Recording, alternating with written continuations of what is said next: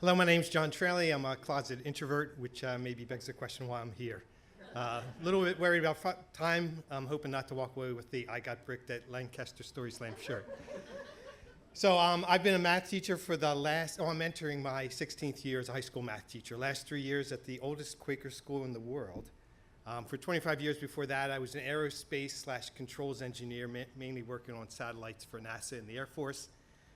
And for 21 years before that, I lived in Delco. So I don't know if you know about Delco, but it's got a pretty proud history. We've kind of got a chip on our shoulder, feel nobody likes us. We've got hats and T-shirts. I even saw a banner at the dinner on Blanc last week in Philly. To give you some background on Delco, I can give you two little snippets. Across the street from me, growing up, everybody thought, if I hit the lottery, I'm out of here, right? This is my ticket. The guy across the street, his numbers came out. And everybody knew what everybody's numbers were. It was kind of their version of Life 360 back then. So everybody's excited, he's out. But it turns out he forgot to play his numbers that day for whatever reason. So he was so depressed, he didn't go to work for a week. So that was a really crappy vacation. Another Delco story you might have heard about a couple months ago. There was a road rage incident, and the road rager chased the other car back to their neighborhood and got out and took a dump on the hood of their car. And I'm like, that's a Delco story. And sure enough, it was Ridley, which is deep Delco. So that's where I'm from, Delco. Lived there 21 years. It's 1975. I'm living my best Delco life. Lighting fires in the woods, breaking bottles in the creek, not paying attention to school too much. And then my sister, this is 1975, my sister ends up being diagnosed with cancer, which back then is a death sentence.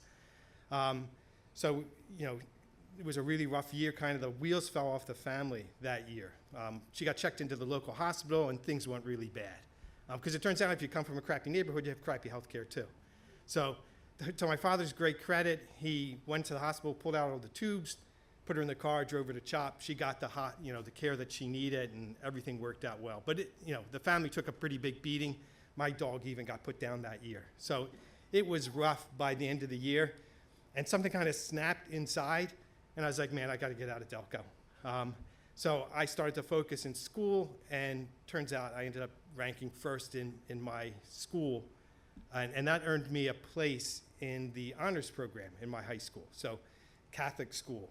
Right, all these elementary schools feed into this giant high school. So we were the bottom feeder school. So I end up out in the program with 6 other kids from my school, and it's pretty tough because we didn't really have a science and math program from where I came from. We had to wear jackets and ties.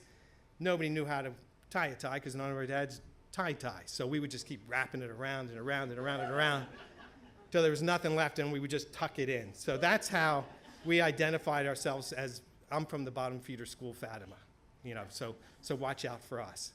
So it was, like I say, a tough program, and I'm thinking, I'm working really hard, and maybe it's going to be one of these Stand By Me, Lou Diamond Phillips moments, right? Where my biology priest sees this poor kid who, doesn't have a good background, but he's got like the materials I could make into something, and it's going to work out that well. But it turns out, no, he was just a really mean, horrible biology priest. And the Philadelphia Grand Jury report pretty much backed that up a couple years later. So to stay in the program, we had to do a science fair project. And what do I know about science fair, right? I didn't know how to do research. I didn't have access to a convenient library. Nobody in my immediate family knew how to do research. So I'm thinking, what am I going to do? So I went back to my Delco roots. And I was like, okay. I saw something about liquefied coal. I can do liquefied coal. Let's see if we can do an experiment on that. How's that's going to work? How am I going to do this? I don't have coal. So my parents, being the great people they were, they gave me coal in my stocking that year. So I still come across it in the basement every couple of months. So I took the coal, I put it with water inside of a cookie tin, wrapped it as tight as I could, built a bonfire in the woods, chucked it in there and ran away, and then came back when the fire was out. And when I went back, what was there? It was warm coal and dirty water. So didn't really work out, but they're like, oh, this kid's got grit. We'll keep him in the program. But I was the only one of the 6 people from my bottom feeder school that was still standing, and I never saw anybody from my school again for the rest of my high school career there.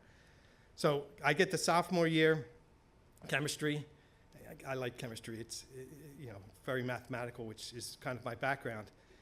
And the science fair I'm going to do there, I'm going to do a study of the crick that I always played in. So I had the scientific method. I finally knew how to do research, but I needed chemicals. And the chemistry teacher was like, hey, we can give you any chemicals that you need. And this was before Breaking Bad made that really weird.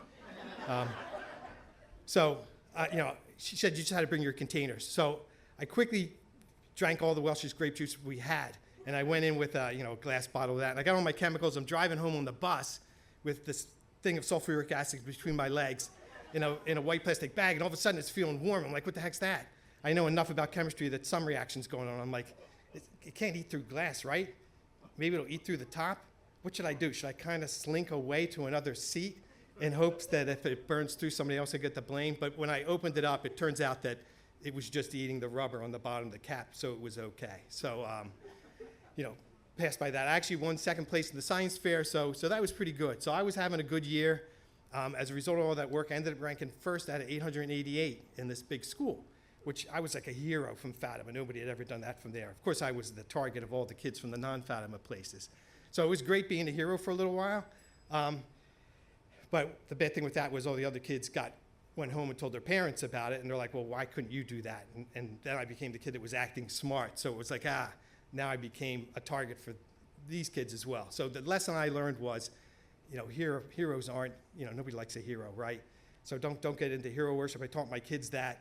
I kind of lived by that. So do things because you think they're right, not because you think that somebody's going to praise you. It's like, hey, you won a Nobel Peace Prize for the photoelectric effect. That's pretty good. Did you ever rank first out of 888 when coming from Fatima? No? Well, then sit down, Einstein. So thank you very much. And just a quick advertisement, come see Cosmic Dawn on September the 10th. That's my son's film.